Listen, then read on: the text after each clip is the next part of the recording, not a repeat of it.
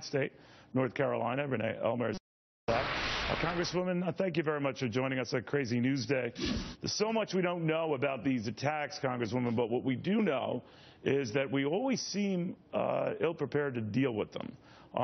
They always have the advantage because they can attack anywhere at any time. What do we do about that?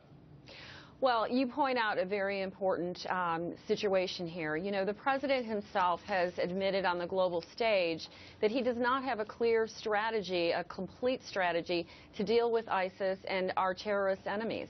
This is something that we have got to handle. The president, as commander-in-chief, needs to come forward with a full strategy so that we can get behind him and we can send that strong message of strength to our enemies.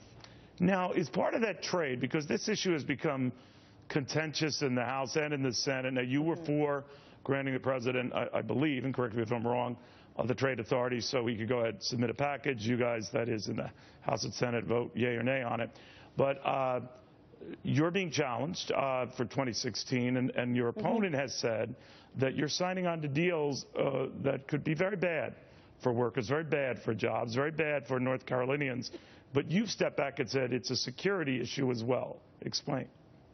Well, absolutely. You know, when we're talking about global an economic global growth initiative, when we're talking about building our markets, building our country from a position of strength, and building those relationships with our allies, which I think we need to do more now than ever, then this is a part of that as well. When it comes to trade, we have to be ready from a perspective of strength at the American level. American exceptionalism should be leading the way when it comes to trade and every other issue on the global front.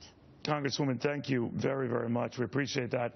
As the Congresswoman and I were speaking, we're getting more reaction from some of the presidential